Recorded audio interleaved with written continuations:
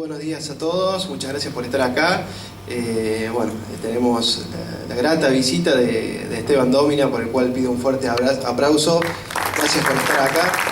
Sabemos que tiene muchas ocupaciones Esteban, y bueno, a través de Abelardo García, un amigo, muchas gracias Abelardo, un fuerte aplauso para él también, que hizo posible que pudieran acomodar la agenda y Esteban hoy esté acá en Laguna Larga a refrescarnos un poquito de la historia de la batalla de Laguna Larga entre General Paz y Quiroga, y en estos años conmemorando algo que pasó por nuestro lugar, y que quién mejor que él, discípulo de Efraín Bischoff también, que tiene muchos amigos, Tito, acá en Laguna Larga, como Cheche, como José Mendaña también, que está presente y que ha compartido algunos momentos de su vida, y que nos va a dilucidar un poquito de lo que fue la batalla de Laguna Larga, paréntesis educativo, entre General Paz y Quiroga. Así que muchas gracias por estar acá. Les dejo la palabra a quien sabe.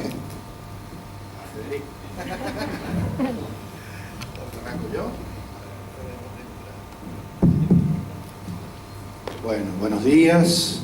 Muchas gracias por estar aquí acompañándonos. Muchas gracias, Matías, por la invitación y para tener la excusa de venir para este lado, tan lindo siempre. La verdad que está muy lindo Laguna Larga. De onda lo digo, no para quedar bien con nadie. Bueno, el motivo ya se ha escuchado, porque estamos acá, hoy, 25 de febrero de 2022, para evocar algo que pasó hace mucho tiempo, casi 2 siglos. Entonces lo que vamos a hacer, si les parece bien, la mayoría de ustedes deben haber visto, los veteranos deben haber visto La Máquina del Tiempo, una película con Rod Taylor era. Y La Máquina del Tiempo, algunos lo deben haber visto, era una película de culto, histórica, donde el tipo tenía una máquina que lo llevaba al pasado. Pero la mayoría, sobre todo los más jóvenes, han visto Volver al Futuro. Entonces lo que vamos a hacer es algo así, donde la máquina ya no era la máquina de aquella, sino un auto con unas turbinas y qué sé yo. No está eso, pero vamos a hacerlo imaginariamente. Vamos a subirnos a la máquina del tiempo para ir o viajar a 1830, a febrero de 1830. Así que todo bien, la cabina es presurizada, así que vamos. Muy cerca de acá, muy cerquita. Dijo Matías, Efraín Bischoff, discípulo, mi maestro, y él ha investigado profundamente, igual que el abuelo de Abelardo, don Abelardo García Oría, los hechos, el lugar, etcétera, etcétera. Y según ellos, yo no me metan en problemas a mí. Efraín Bischoff dice, termina su libro, excelente, una investigación a fondo, diciendo, el último párrafo, lamento que algo así como generar alguna discordia, pero de acuerdo a la investigación, etcétera, etcétera, etcétera, la batalla ocurrió 1 legua al sudeste desde el centro de Laguna Larga. Insisto, no lo digo yo, lo digo en palabras de don Efraín. Está en su libro, que es muy recomendable. Entonces, todo fue, yo sigo la línea de Efraín, porque creo que era, con todo respeto por las demás voces, porque hay toda una serie de visiones, de lecturas, de enfoques distintos, pero Bischoff, en eso yo lo conocí, gracias a Dios. Es más, mi primer libro, que se llama Historia de Minas de Córdoba, y ya me meto en el tema, me lo prologó él, lo leyó, lo analizó, y me decía, usted, porque era jodido el viejo, no te vayas a creer, usted no macanee, nunca macanee. Si algo no está seguro, no lo ponga. Ponga lo que le consta, lo que puede ser respaldado, o sea, conociendo ese criterio. Porque cuidado, hay muchos historiadores que meten verdura y por ahí te cambian la película. Yo soy muy contrario a eso. Yo creo que la historia hay que presentarla y contarla, Fede, del modo más objetivo, más ajustado a lo que realmente fue, de acuerdo a las posibilidades que cada uno tiene de acceder a la fuente, pero no interpretarla. Dejarle eso al que lee, que el lector sea el que, teniendo el material a disposición, saque sus conclusiones. Entonces el que lee el libro o el material de la batalla le gustará más o se inclinará por Paz, por el Manco o por Facundo, pero eso es que lo haga la persona. Bueno, nada, vamos a los hechos porque si no, no nos va a alcanzar el tiempo. Mi idea es compartir con ustedes, vamos a hacer referencia al lugar y todo eso porque hay controversia. Yo le preguntaba a Matías si todavía está el cartel ahí de vialidad, que tanto ruido hizo, y me dice que sí, que está. Que yo no sé quién lo mandó, porque la verdad, ponerlo pasando un cativo para el lado de Oliva está, ¿no es cierto? Es insólito eso. No sé quién le habrá dicho que pudo haber sido ahí, porque ninguna de las fuentes lo da por ese lado. En todo caso, si lo hubieran puesto más entre Laguna Larga y Oncativo, Manfredi, en ese triángulo, y por ahí le pegabas en el palo. Pero ponerlo allá, la verdad es ridículo. ¿Cuánto hay entre Oncativo y Laguna Larga? ¿20 kilómetros? ¿Viste? Bueno, entonces vamos a hacer, obviamente, referencia al lugar, porque es una situación muy directa con el episodio, el hecho histórico, pero más que nada vamos a aprovechar estos minutos para compartir con ustedes el clima de época y digamos, la proyección política que tuvo ese enfrentamiento. Acuérdense ustedes que era la revancha, era el partido de vuelta, del de ida se había jugado en la Tablada un año antes, o en junio, unos meses antes, y este era la revancha. Facundo venía con unas ganas locas de cobrarse la derrota de la Tablada, pero no fue solamente un hecho bélico, porque si uno lo pone en ese plano lo reduce. Fue un acontecimiento político de enorme trascendencia, porque ni siquiera fue doméstico, tuvo una enorme proyección nacional, y lo que vino después todavía volvió a cambiar el tablero. Así que un poco lo que yo les iba a proponer, que si les parece, revisemos eso, así a vuelo de pájaro, ¿no? Sucintamente. ¿Qué pasó antes, durante y después de la batalla? Así que si están de acuerdo, vamos por ahí. Aclaro, no estoy minimizando la cuestión o el debate o la controversia alrededor del lugar, pero de eso hay muchísimo ya escrito, dicho, publicado. Vamos por este lado. Bueno, antes de la batalla, ¿qué pasaba en el país y en Córdoba? El país como tal no existía, estamos hablando de 1830. Después de 1820 no hubo, salvo por un periodo de 2 años, ya lo vamos a contar, un gobierno nacional, porque en 1820 se cayó el último directorio, que era la autoridad central, y las provincias, que no eran tampoco las actuales, sino que eran la mitad de las actuales, reasumieron su propia soberanía y se dieron sus propias autoridades. Y había que permanentemente negociar, coordinar entre ellas. Hubo un momento donde se logró convocar a un Congreso Nacional. Entonces ese Congreso aprueba una ley llamada Ley de Presidencia y designa a Bernardino Rivadavia. Estamos hablando de 1825. Bernardino, un halcón del espacio unitario de Buenos Aires, pero asume, y por eso ustedes habrán escuchado o leído, el primer presidente argentino. Ponele, no fue el primer presidente con la Constitución de 1853, pero el título que tenía era presidente.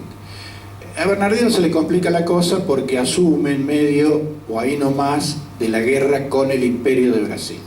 Brasil era un imperio independiente, entre comillas, porque el reino de Portugal ya se había vuelto a Portugal, porque había estado instalado ahí. Y el imperio era el del Brasil, se van y quedan las autoridades locales, pero también con el formato de imperio. Y la guerra se desata por el tema de la Banda Oriental, que es la actual hermana República del Uruguay, porque Brasil siempre le tuvo hambre a la Banda Oriental, que pertenecía al antiguo virreinato del Río de la Plata, pero siempre la tuvieron entre ojos, y entonces invaden la Banda Oriental. Hubo toda una historia, no me quiero ir por las ramas, Si no, tendríamos que meternos a hablar de José Gervasio Artigas, etc. Lo cierto es que en 1825 la banda oriental había sido anexada por el Brasil con el nombre de Provincia Cisplatina. Y bueno, se pudrió todo, como vulgarmente se dice, y hubo una guerra. Y a Rivadavia eso de alguna manera lo complica, porque tiene que entonces darle prioridad a esa guerra, y esa guerra es finalmente, como se dice en términos vulgares, lo que se lo va a llevar puesto. ¿Por qué? Porque la guerra se gana. Los ejércitos nacionales ganan las principales batallas, terrestres y marítimas, con el almirante Brown a cargo de la flota terrestre, Ituzaingó, por ejemplo. Ustedes deben conocer la marcha esa de Ituzaingó, que es bellísima. Bueno, evoca la batalla. De modo que en el terreno, la República Argentina había ganado la guerra, pero en la negociación, con la mano traviesa de Inglaterra detrás, terminan aceptando una salida. ¿Cuál era lo lógico? Que la banda oriental volviera a formar parte de las Provincias Unidas, como siempre lo había sido. No era una cosa traída de los pelos. No era decir, se nos ocurrió. No, era histórico. Y si ustedes conocen Uruguay, se habrán dado cuenta que como está en Entre Ríos, más o menos, desde todo punto de vista. Entonces, lo cierto es que la negociación de un tal Manuel García, el delegado de Rivadavia, acepta en la Convención Preliminar de Paz, 1827, más o menos, 26-27, que la banda oriental pase a convertirse en una república independiente, que era la postura de Inglaterra. Un país tapón. Un país tapón. Entonces, eso se lo lleva puesto a Rivadavia porque el descontento fue muy grande, no pudo zafar, porque si bien Manuel García que firmó, obviamente decidió en consulta o como fuere. La cosa es que se cae la presidencia, desaparece entonces el Poder Ejecutivo Nacional, otra vez como en 1820, y el Congreso, y otra vez todo para atrás. Otra vez las provincias, pero con un ingrediente. Estamos en 1828, vamos apurando.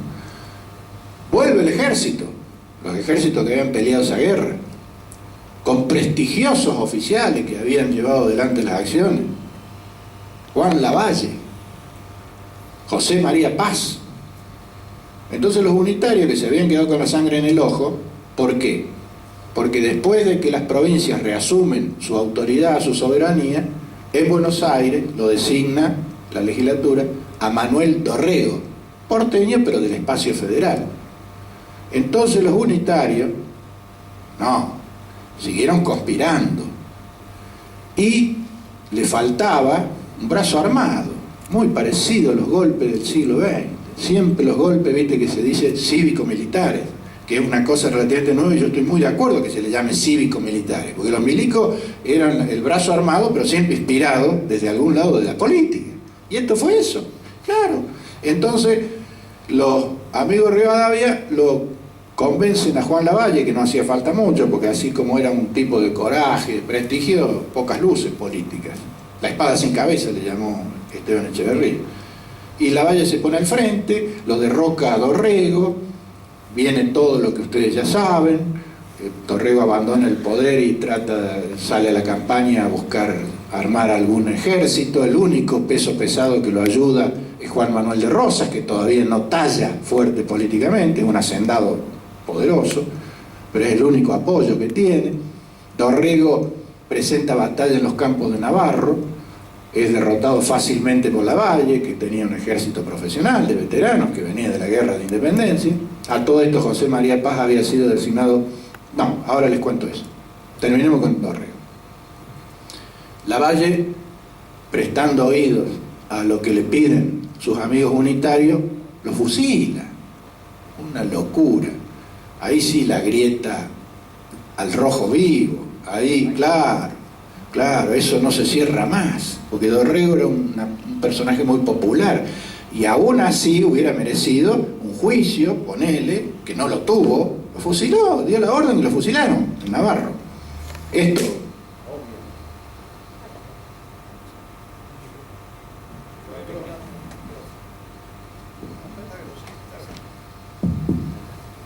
obviamente esto revolucionó el tablero, se armó un lío bárbaro.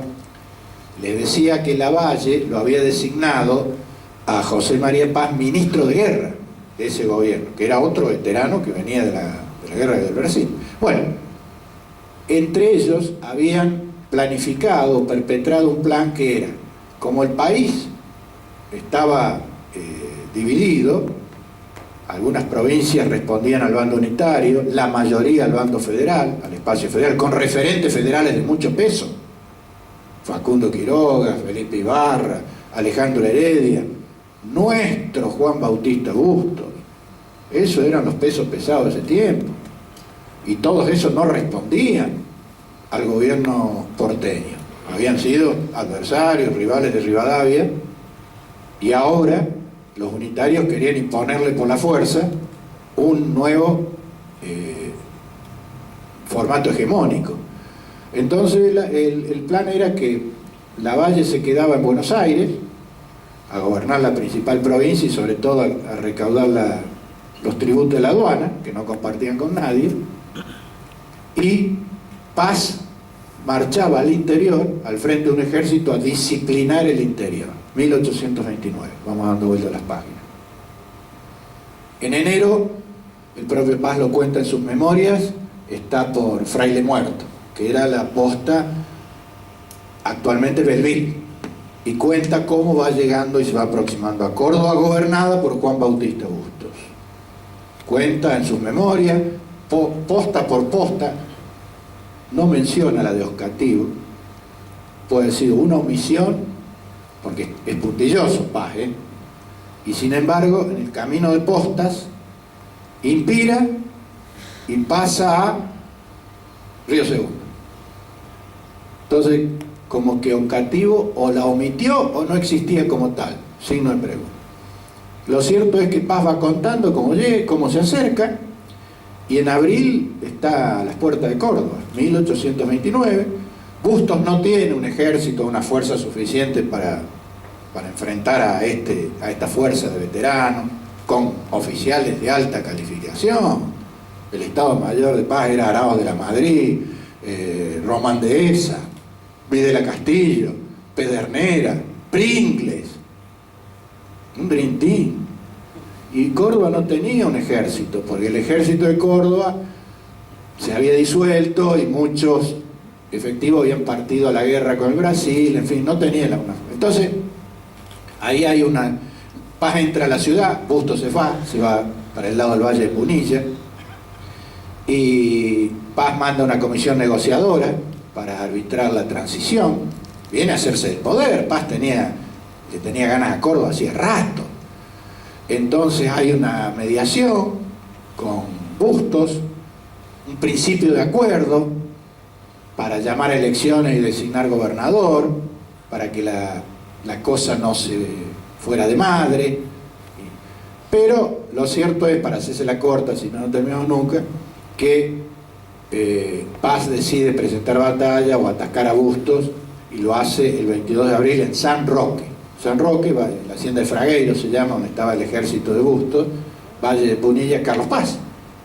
San Roque ahora quedó debajo de las aguas, está del lago. Cuando se hace el lago, quedó ahí abajo el lugar donde se había llevado a cabo esta batalla, donde Paz fácilmente lo vence a Bustos, y Bustos parte a buscar el apoyo de los líderes federales, sobre todo de Juan Facundo Quiroga, el riojano, el tigre de los llanos. Así que Paz sabe que esa batalla, si se quiere de menor escala, a las dos que van a venir después y que vamos rápidamente a recordar, sabe que va a tener otra batalla, que va a venir Quiroga, que Quiroga no se va a quedar de brazos cruzados. Y efectivamente eso pasa. Quiroga se viene con su ejército, con el fraile Aldao, que era otro temible jefe federal, y la montonera riojana, brava, con Bustos. Bustos acompaña. Y Paz sabe que va a tener que dar batalla. Esa batalla se produce en La Tablada, porque ahí acampó el ejército de Quiroga. La Tablada en ese momento eran unos potreros en la ciudad de Córdoba, que en ese momento estaban fuera de la ciudad. Exactamente, decía Bischoff, Me dice, el lugar era donde está el shopping de Villa Cabrera, en Córdoba, cerca del parque autóctono.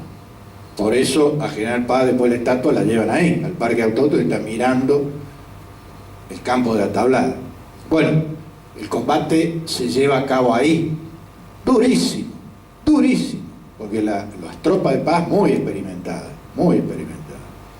y las de Quiroga muy temibles, y él las mandaba al frente. Si retrocedían los lanceaba a los suyos, para que no abandonaran el campo de batalla. Era bravo el Facundo.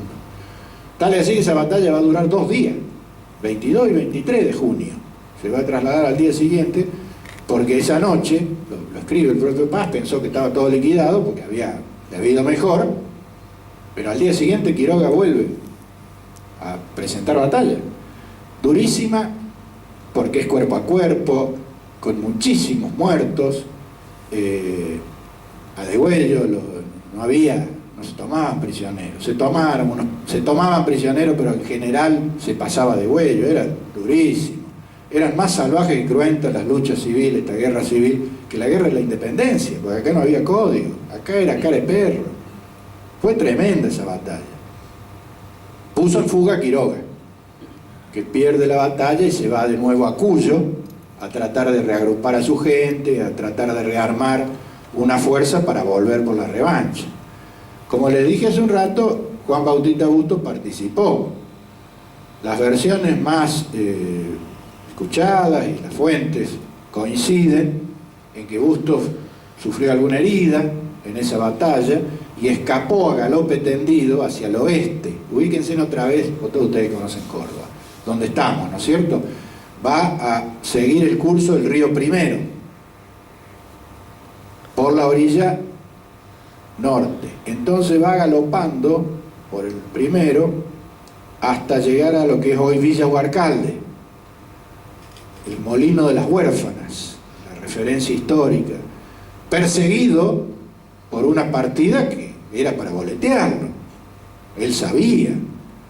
Entonces cuando llega a la barranca, que todavía están hoy, las de Villa Huarcalde, esto lo cuenta, por ejemplo, con lujo de detalle, excelente pluma, don Ramón J. Cárcano en su libro. Dice que Bustos envuelve la cabeza del pingo con el poncho, porque si no el pingo no se arroja al vacío, y se arroja a las aguas de la altura de la barranca, y sufre graves heridas, graves contusiones en el pecho, quebraduras, etcétera, etcétera. Es rescatado por vecinos del lugar y al cabo de algunos días trasladado a Santa Fe. Algunos dicen inclusive no podía montar por la situación y los dolores que sufría, donde le da amparo Estanislao López, el gobernador de Santa Fe, federal. Y allí Bustos ya no vuelve a la escena. Estamos en junio de 1829 y Juan Bautista Bustos fallece en Santa Fe en septiembre de 1830. Insisto, la mayoría de las opiniones van en el sentido que, como consecuencia de las heridas, porque tenía 51 años, no era un hombre adulto, mayor, viejo, digamos. Bueno, después viene la historia de los restos y todo eso. Volvemos a Córdoba. Ya no está Bustos en el tablero. ¿Quién está?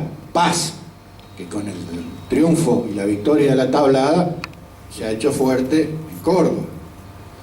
Entonces empieza a armar, porque no era, ¿cómo lo decimos para no ofender? Paz es un personaje histórico de alta consideración. No gozaba de la simpatía. Córdoba era más afín al espacio federal. De hecho, había tenido durante casi 10 años un gobernador, un alto referente del espacio federal, que es Bustos. Con Faz no había onda, menos en la campaña. Por lo tanto, tenía revueltas, tenía motines por líderes regionales, ¿no? Que lo ocupaban a Paz, que tenía que estar reprimiendo estos amotinamientos y no podía ejercer, digamos, en plenitud la función de gobierno. Estamos en 1829/1830. Paz sabe que Quiroga va a venir por él. ¿A dónde estaba Quiroga? En Cuyo, rearmando el ejército. Por lo tanto, llegaban las novedades. Y también le llegaron las novedades cuando le avisaron que ya ese ejército que rearmó Facundo venía por la revancha, desde Cuyo, por el camino de San Luis, dicen la bibliografía. Entonces Paz, que tentaba con su ejército en Anizacate, y ahí empiezan los prolegómenos de la batalla, que vamos a ocuparnos enseguida, lo desplaza para frenarlo a Quiroga en su avance hacia la ciudad de Córdoba, naturalmente. A Quiroga teóricamente lo bancaba Juan Manuel de Rosas, que ya es la estrella ascendente, porque después de la derrota de Juan Lavalle en Puente de Márquez, Rosas va a ser gobernador de la provincia de Buenos Aires entre 1829 y 1832. Entonces en esta etapa ya es gobernador de la provincia de Buenos Aires, y el trípode federal era Facundo y Estanislao López, el gobernador de Santa Fe. Eso eran el trípode, digamos, del espacio federal, al cual ascribían muchos otros gobernadores provinciales, gobiernos provinciales. Posiblemente Facundo, y algunas fuentes lo confirman, esperaba un apoyo no simbólico, sino real, de Rosas y de Estanislao López, porque él, Facundo, ya respetaba a Paz, había perdido el invicto en la tablada, el ejército riojano no había perdido ninguna batalla, ni sus hombres habían tenido que fugar como gallinas como le pasó. Esto Facundo, imagínate. Pero ni Rosas ni Estanislao López hicieron nada. Rosas mandó una comisión mediadora, Cavia y Cernadas, dos emisarios que van a Santa Fe, conferencian con Estanislao. Estanislao le dijo, sí, tienen todo mi apoyo, pero no mandó nada. Y siguen a Córdoba, se entrevistan con Paz. Estamos, para que no se me pierdan, en enero de 1829. Paz le pone condiciones, le dice, bueno, sí, yo acepto una mediación para evitar una batalla, una guerra, un conflicto, pero exijo como condición que Quiroga se retire de Córdoba. O sea, que lo primero, como gesto de buena voluntad, Quiroga retire su ejército que estaba ahí, estaba ya viniendo para Córdoba. Bueno, Cavia y Cernada van a entrevistarse con Quiroga, que ya instaló su campamento. ¿Dónde? Y bueno, aquí cerquita parece. Acá estaba la Laguna Larga. No existía ninguna de las poblaciones actuales. Vamos a hablar de las tres: Oncativo, Manfredi y Laguna Larga. Todas esas poblaciones nacen después con el ferrocarril. Entonces, Laguna Larga, 1869, ¿puede ser? Sí, creo que Oncativo antes, me parece que es anterior, pero digo, hay una que es 1838, la se me mezcló, y la otra 1869, pero creo que Laguna Larga es 69, sí, con el ferrocarril, sí. 838, alguno lo va a googlear y nos va a confirmar. Entonces, tampoco el ferrocarril corre, y ustedes lo saben mejor que yo ya, porque son lugareños, por el trazado viejo del Camino Real. El viejo Camino Real era paralelo, ponele. Tampoco después la Ruta 9 fue por o sea, todo más o menos cruzando los mismos territorios, pero no por el mismo lugar, ¿no es cierto? Bueno, no importa. ¿Qué estamos diciendo? No existían. Lo que había son las famosas postas, las postas del camino, que era donde el viajero se aprovisionaba, cambiaba la caballada, dormía. Y ahí está, como dice el Fede, existía el Camino Real, como asentamientos humanos, las postas. La que es más nombrada en todas las fuentes es la de Impira, que está comprobado que era de vieja data, de las primeras postas de la zona. Y, como dice Fede, los accidentes geográficos. Esta es una zona de humedales. La Laguna Larga es la más grande. Si ustedes miran las fotos, es una laguna larga, obviamente. Después está una más chiquita que se llama del Infernillo, y otra más que se llama de Oncativo, que viene a ser una tercera parte, ponele, de la de Laguna Larga. La Laguna Larga era un lugar donde los viajeros, las caballadas se aprovisionaban de agua, que existió creo que hasta fines del siglo XIX. Ya a comienzos del siglo XX parece que ya no estaba, y de a poco, a medida que se fueron ganando los territorios para los cultivos, directamente, como hoy, el lugar donde estaba la laguna, de soja, Matías, ¿eh?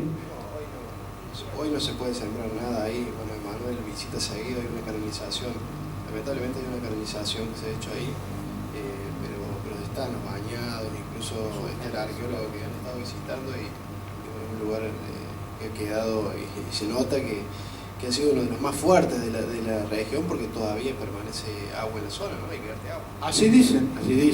García Oríez cuenta en su libro, Matías, que una famosa inundación de 1939, con él, volvió a recrear prácticamente la laguna que hacía mucho tiempo que no se la veía y que cortó la ruta 9, que no sé si ya estaba pavimentada o no, tengo la duda, pero ya existía la ruta 9 Córdoba-Buenos Aires, que la cubrió y la cortó. O sea que evidentemente el lugar donde estaba la laguna se puede determinar.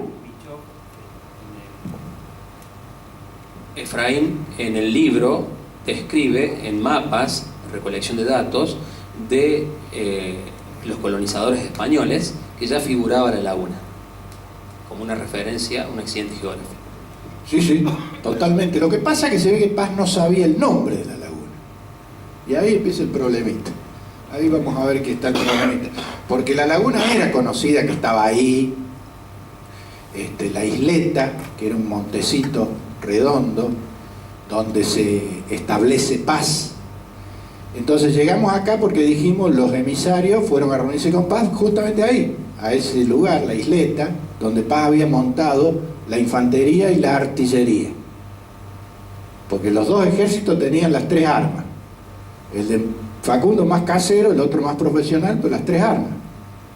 Infantería, caballería y artillería. Facundo instala alrededor del montecito un centenar de carretas, que es la que habían traído los pertrechos, las provisiones.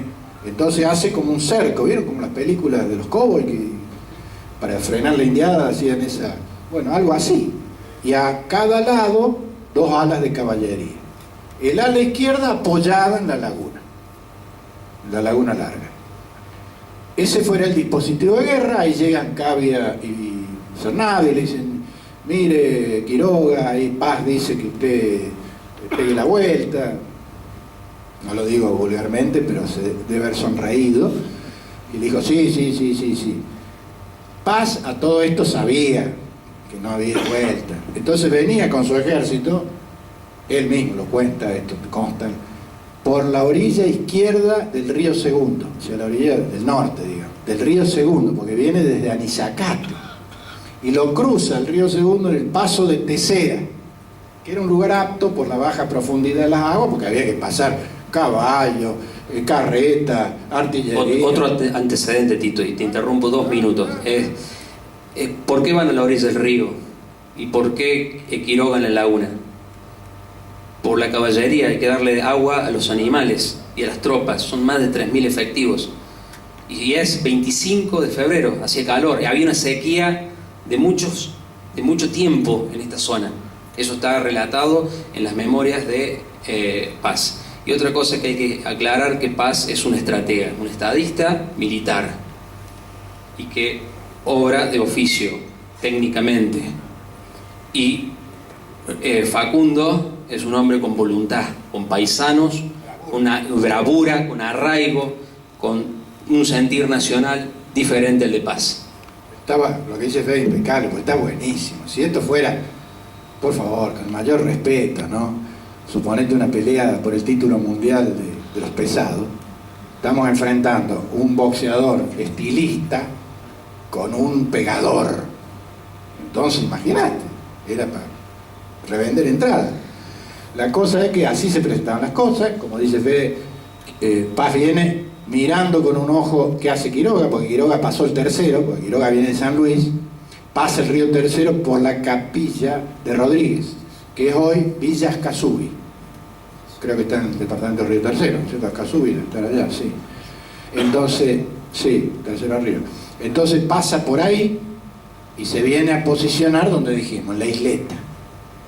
Ahí están Cavia y Cernada, Paz viene acercándose y ya sabe que Quiroga anda por ahí, que anda por ahí. Todo eso se llamaba llanura de Oncativo. Y ahí vienen los problemitas, la confusión. Porque no había ningún lugar propiamente oncativo. Pero toda esa llanura, Oncativo. Que después, don Efraín Bischoff dice que ese nombre viene probablemente del quechua o de Aguita, y que tiene cierta traducción como un arenal, algo así, digamos. Entonces Paz sabe que ese lugar se llama llanura de Oncativo, digamos, pero no sabe exactamente dónde está Quiroga.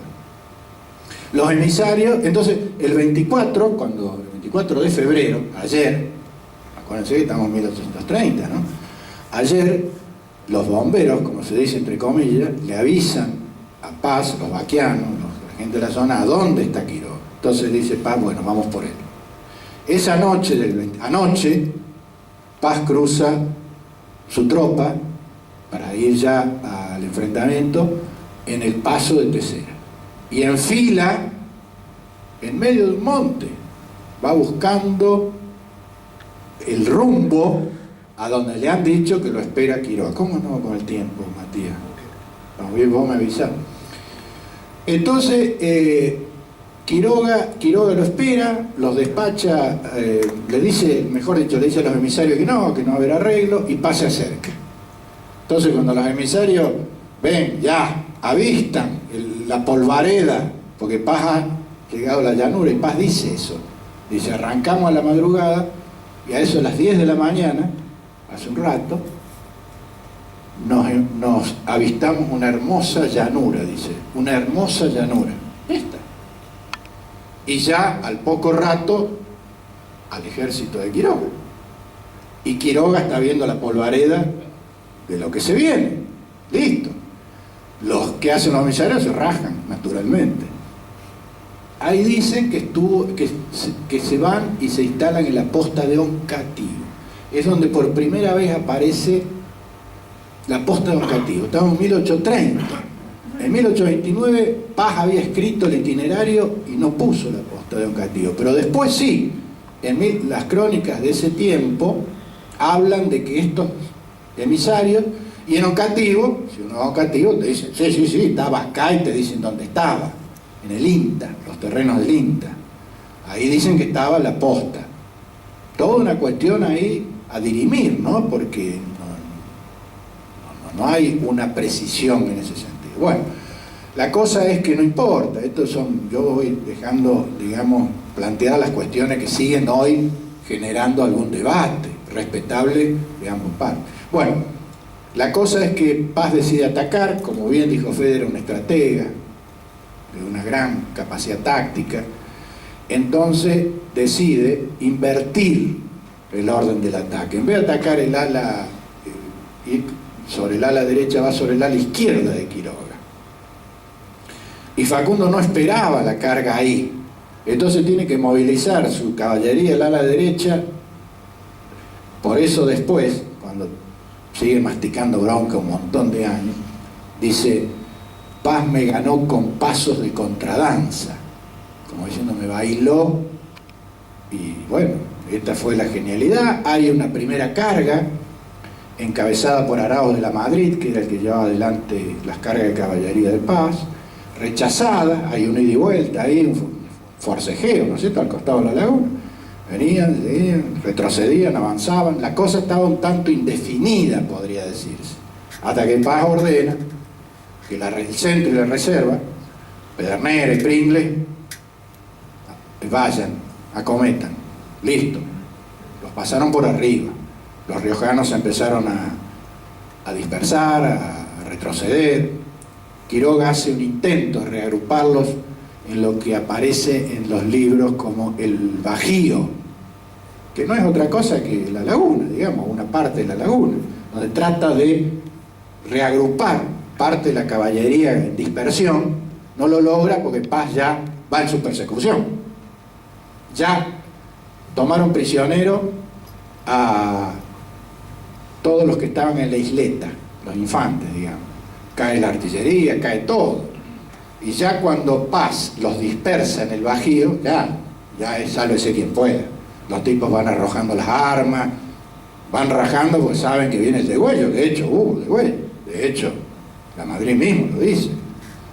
Después Paz toma personalmente, lo manda de vuelta a Arauz de la Madrid, toma él la persecución hasta la noche de hoy. O sea, hasta esta noche Paz lo persigue y lo dice claramente. Quiroga huyó hacia el sur. Primero hacia el camino a San Luis, como que volviendo a Cuyo. Y después le informan que los comisionados, que no se quedaron en un castigo, dijeron, vamos, vamos, estaban en la posta de Fraile Muerto, y ahí se encuentran con Quiroga y lo llevan ellos en su coche a Buenos Aires. Quiere decir que Quiroga se desvió hacia el sudeste y en vez de seguir a San Luis, ustedes se van ubicando, va para el lado del Camino Real y en la posta de Fraile Muerto se junta con los emisarios, con lo cual Paz confirma que los emisarios eran retruchos, que los emisarios venían a bancar a Quiroga, que los mandaba Rosas, que no tenían ninguna intención de buscar una solución real, sino de ganar tiempo para que Quiroga tenga más posibilidades. Esto el Manco nunca compró ese boleto, nunca lo compró. Y lo confirma cuando Quiroga aparece en Buenos Aires. Juan Manuel de Rosas, el gobernador, lo recibe con toda la pompa, como si fuera el vencedor. Viene a los Rosas. Y Facundo venía masticando bronca, porque después de Facundo mismo, según Pedro Ferré, otro líder federal, el gobernador de Corrientes, dice que él escuchó, estando presente, cuando Facundo despotricó contra Rosas y contra Estanislao, y dijo más o menos, me dejaron solo. Entonces, evidentemente Facundo estaba con toda la bronca. Tal es así que al día siguiente empieza a tratar de armar otro ejército para venirse a Córdoba, de la nada, porque él estaba en Buenos Aires, solo. Su gente, la que había podido, se había rajado a Cuyo o a sus pagos, pero él quería venir por la revancha. Bueno, consecuencias políticas. Bueno, en la batalla hubo prisioneros, muertos. Cuentan tanto Efraín como todos los que han escrito y dado testimonio, don Abelardo García Oría, que aparecieron durante todos los años subsiguientes, restos, calaveras. Tengo entendido que tenés un museo. Sí, ahí está Manuel Botero, que bueno, uno de los impulsores del museo, y bueno, vamos a hacerlo. ¿Está abierto, Manuel? Sí, pasamos por allá. Vamos a ver si es cierto, porque ¿viste? Hay tanto macaneo que yo quiero ver si estaban las bochitas, dice que, no, de broma, que con las balas de cañón, ¿sí? Puede ser como un bochín de... Y jugaban las bochas, dice, y que los niños, los adolescentes que andaban, encontraban calaveras, fémures, cabeza de lanza, machete, hasta algún fusil creo que apareció. Entonces, eso demuestra que no estamos tan... No, claro, que fue en serio todo esto. Tal es así que consta en la bibliografía que el gobernador sustituto, se le llamaba, José Julián Martínez. Sustituto, ¿por qué? Porque Paz había salido a guerrear. Entonces dejó un gobernador. Ese gobernador se queja ante las autoridades de Buenos Aires, ante el gobierno de Buenos Aires, porque por el tema de los emisarios, la truchada de los emisarios, está la carta, está todo. Y además el ministro Saráchaga de Paz le pide al jefe departamental que junte todas las armas que andan dando vuelta por ahí, porque saben que han huido arrojando las armas para rajar del degüello. Y efectivamente pasa, pero muchas han quedado en el terreno. Se hizo un peine fino. Entonces es lo que va apareciendo en la zona, y que puedo decir que Manuel lo tiene ahí. Bueno, vamos a ver. Entonces, vamos a la política. Bueno, redondeo la política en los últimos 5 minutos. ¿Cómo queda la cosa después de la batalla? Quiroga lo tenemos en Buenos Aires, rumiando bronca. Estanislao mirando con muchas ganas a Córdoba, porque siempre Estanislao López tuvo a Córdoba en la mira, siempre. Paz tratando de acomodarse y de consolidar la cabecera de playa, porque no se olviden lo que les dije antes, que Córdoba era la cabecera de playa para controlar el resto. Y después de la batalla, y acá empiezan las fuertes consecuencias políticas, se queda con prácticamente todas las provincias. Tal cual, el bando unitario pone a sus oficiales, a Arauz en una provincia, a Dehesa en otra. O sea, arma la Liga del Interior. 9 provincias, de las 13 o 14 que existían. O sea, prácticamente suena la alarma mal en el espacio federal, pues dice, o lo paramos al manco esto, o el manco somos boletas. ¿Qué quedaba del espacio federal? Buenos Aires, Santa Fe, Entre Ríos y Corrientes. El litoral. Dos realidades muy distintas. La del centro, Cuyo y Noa, de esa Argentina, y el litoral. Bueno, ¿qué hacen? Firman un pacto.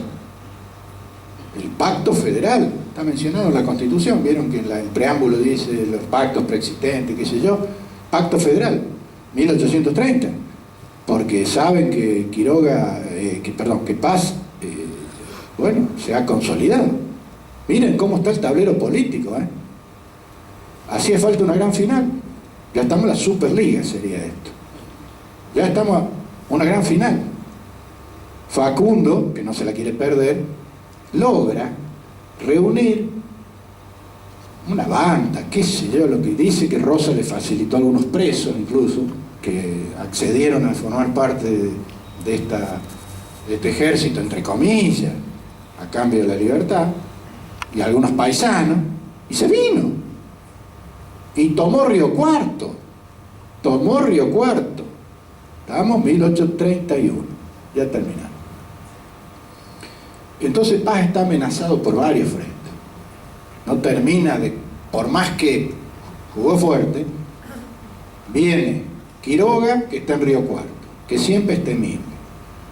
Pero la principal amenaza estaba en Santa Fe, y sabe que va a haber una batalla con Estanislao López, y la tiene clara, y se prepara, dilata un poco, fíjense que ya estamos en 1831, pero ya en abril, cuando le dicen que Estanislao está con su ejército, la montonera santafesina, ¿no?, en los pagos del Tío, ruta 19, camino a San Francisco, que ahí había un fuerte antiguo, de la época de la colonia, y ahí estaba el ejército de Estanislao. Entonces Paz va al encuentro, y hay batalla, y estamos en abril de 1829, y Paz está recorriendo en la víspera de esa batalla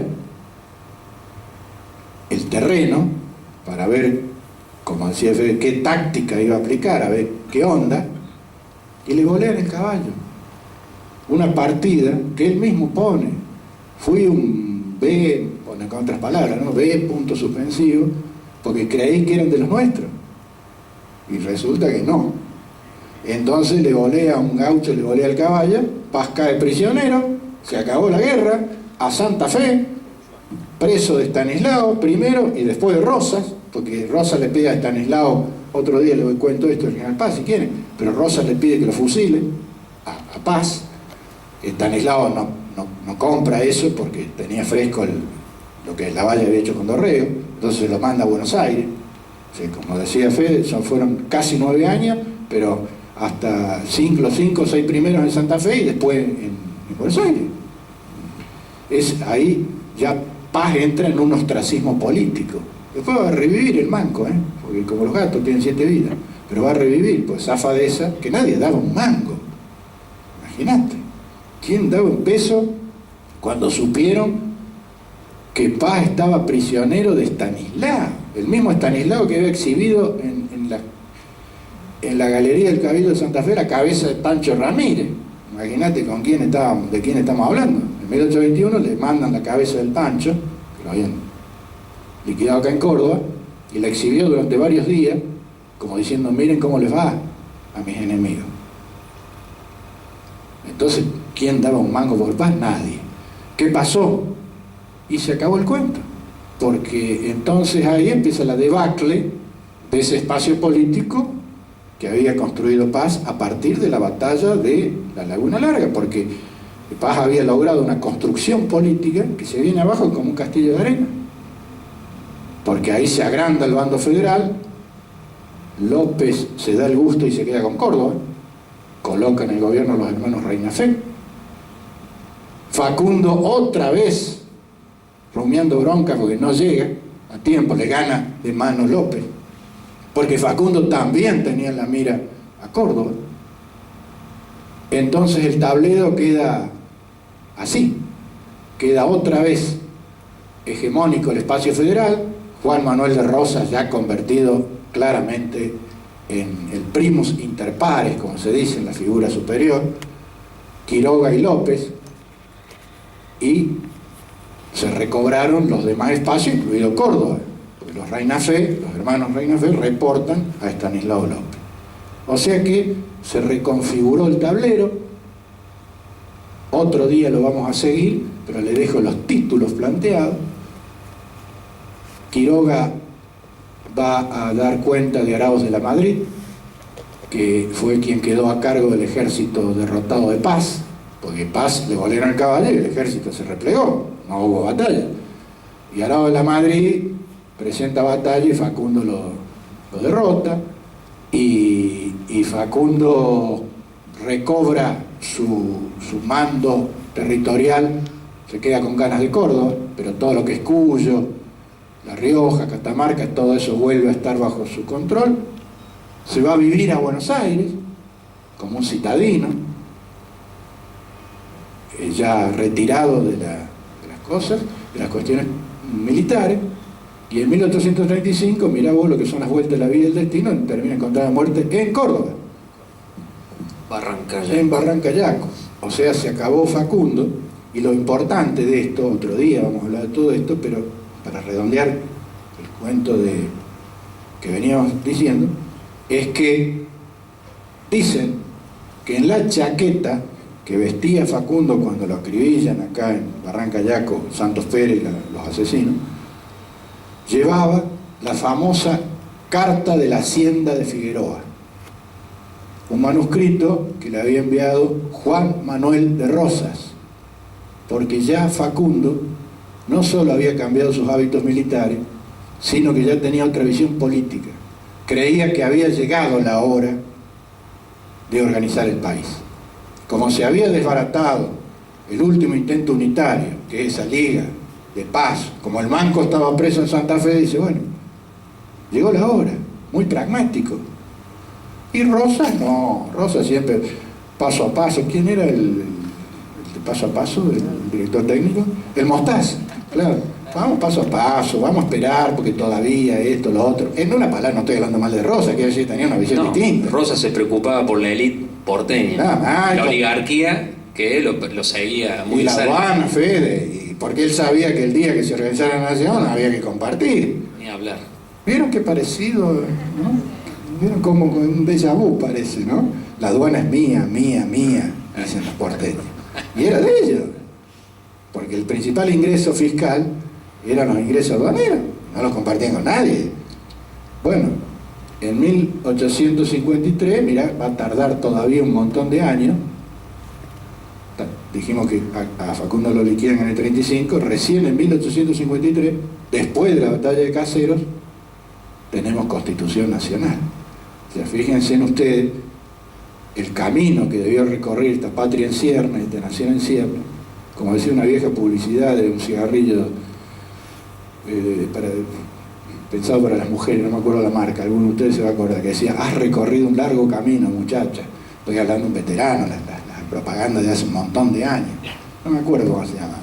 Y bueno, cabe, salvando las distancias por supuesto, que nuestra República Argentina, nuestra querida República Argentina, debió recorrer un largo camino para encontrar la organización nacional, el Estado de Derecho, la vigencia de las instituciones, que es el mayor legado que hay que seguir cuidando, porque ustedes saben que costó mucha sangre, sacrificio, y dejó en el camino a muchos grandes protagonistas que en una construcción pacífica hubieran sido de alto valor, de los dos lados, pero lamentablemente la grieta siempre fue implacable, siempre devoró de acá y de allá, y es hora que vayamos reflexionando, pero claro, si empiezo con esto no terminamos más, y Matías me está diciendo, es hora como los árbitros, ¿viste? Bueno, gracias por la atención, muchísimas gracias.